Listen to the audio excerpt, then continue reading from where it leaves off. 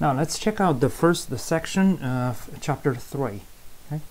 As we said in the previous video, we're going to start with the market for goods and services. Okay? More specifically from the supply side of these markets, because we are more familiar with the market for goods and services. Okay? We, as consumers, purchase all kinds of stuff on a daily basis. All right. Now, before we jump into more intermediate level analysis, let's refresh our memory about the factors of production, okay? And also the production function. And you should already know these stuff from the introductory course, or if you already took intermediate macroeconomics, again, it should already be discussed in that course as well. Okay. Here, I would strongly encourage you to pause the video and trying to answer the following questions. Number one, what are the factors of production? Okay, especially the conventional factors of production. Number two, how we get them defined in your intro or intermediate micro class. Okay. And number three, could you please try to come up with some examples, real-world examples for each factor of production. All right, now pause the video. All right, conventionally we said that there are 4 factors of production. They are land, capital, labor, and technology. Okay, now the definitions for land, we said that it's the surface of the land and natural resources underneath it.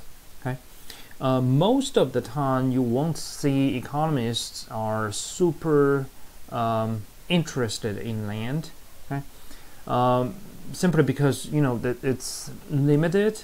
Okay, and we only have this much land on Earth.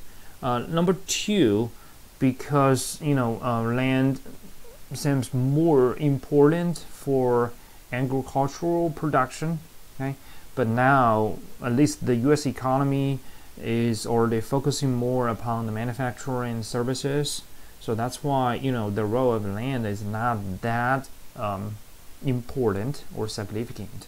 Okay, however, recently when we focus more upon our environmental quality or protection, or the natural resources, we become kind of more interested in land.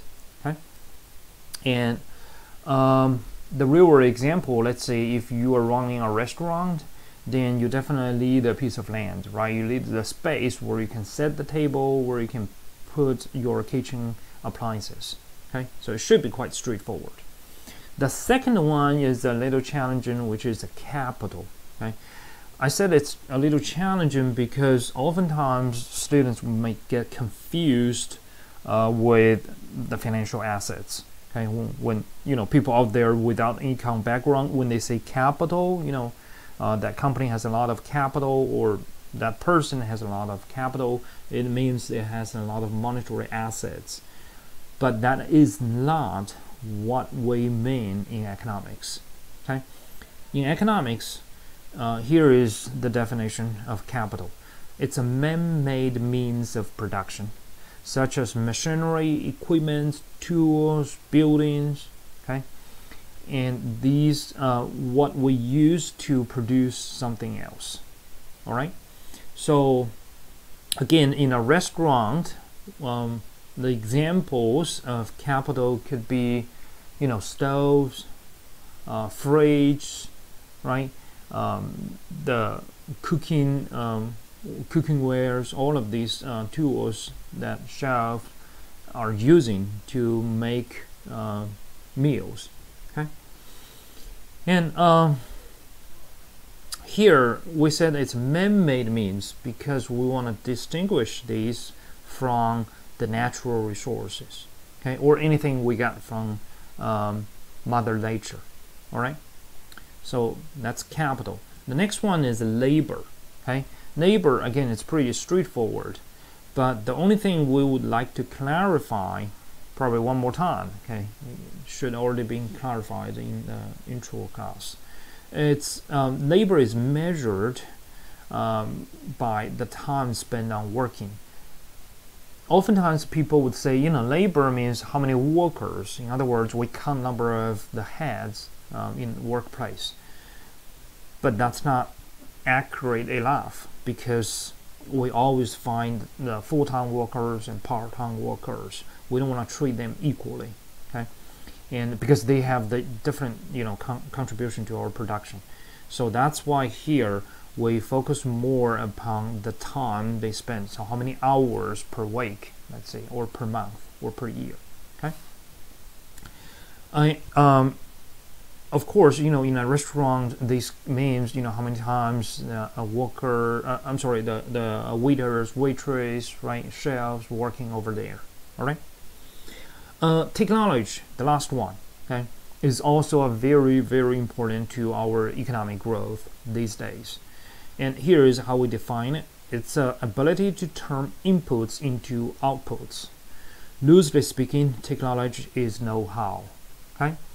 Now, how could we come up with an example, real-world example in a restaurant for technology? This is a question I would like to leave for you guys to think about, okay? It might be a little challenging. Oftentimes, the examples we come up with are associated with capital or machinery equipments, okay? So, for example, when we talk about computers, okay?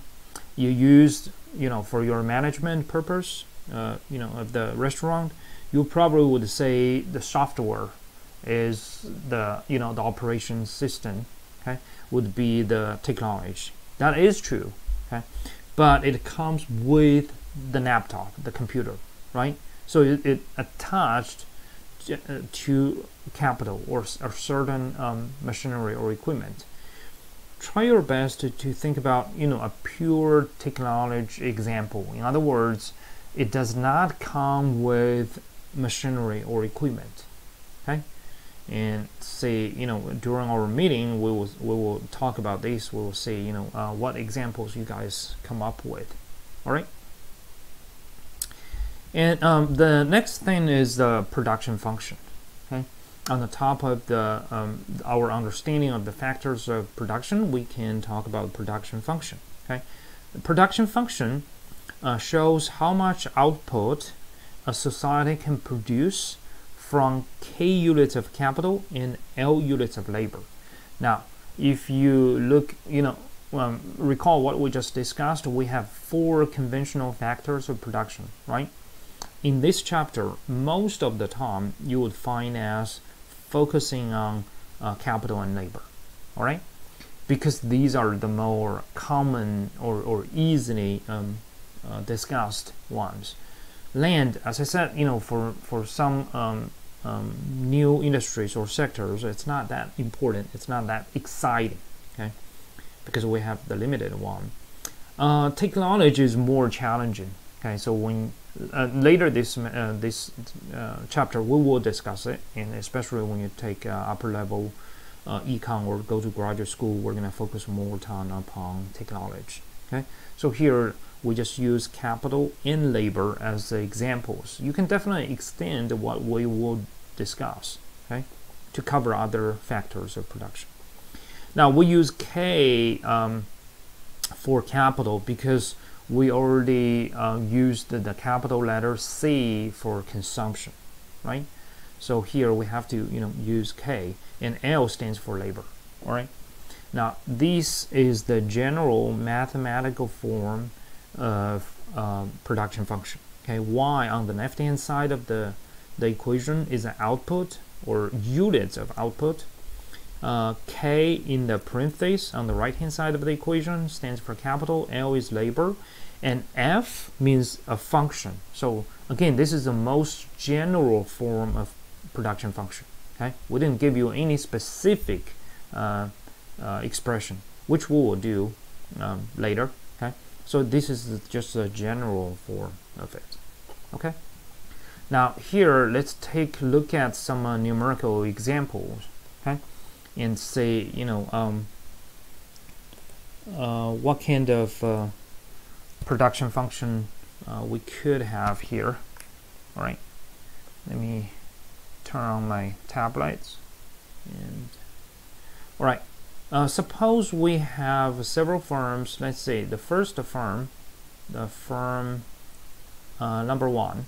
Okay, we find that the production function is, let's say, y1 equals k plus L. Okay, and then we have firm 2, which is y2 equals 2k plus L. Again, here I just make up 2 production functions so that we can talk about, the numerical analysis or numerical sense. Okay. Now here, if we know, for example, both firms have 3 units of capital. Okay. Again, you can think about 3 machineries or equipment in their workplace, and then 5 units of labor. So, in each firm, workers spend 5 hours per day working over there, for example. Okay. Now, what we could do here is, once we know the inputs, okay, units of capital and labor, once we know the production function, then we can easily figure out the output. Okay, so you just plug in the numbers. It will be 3 plus 5, that equals 8 units of output. Okay, that's firm 1. The firm 2, we find it's 2 times 3 plus 5, right? So it's going to be 11 units of output. All right. Now here, what we find is both firms have 3 units of capital and 5 units of labor. So in terms of the inputs, they are equal. They are the same, right? But because they have different production function, so eventually they would produce different amount of output. And here we find that the firm 2 produces more, like 3 units more than the first firm. Okay. Again, these are just simple examples, and you find that here I use the linear function. Okay, but of course in reality it might be more complicated. For example, we have the third firm here, okay, whose production function is, let's do k times L. So it's non-linear, right? Again, we plug in the numbers. That means it's 3 times 5, so it's going to be 15 units. Okay, so again, with the same amount of inputs, the firm 3 can produce the most, okay, compared to the other 2. All right. Another question we would like to ask you guys is, here we find in the production function K, which stands for capital, and L stands for labor. Is there anything in this production function that reflects the society's level of technology or the firm's level of technology? Okay. Again, pause the video and think about it. Okay, what represents the firm's level of technology in the function? All right. And during our meeting, we can talk about this. Okay. And you can find more numerical examples in the class in class worksheet. I posted on Moodle. Okay. Later this semester, this chapter, we're going to spend a lot of time talking about a specific production function. It's called the Cobb-Douglas production function, and here is the mathematical expression.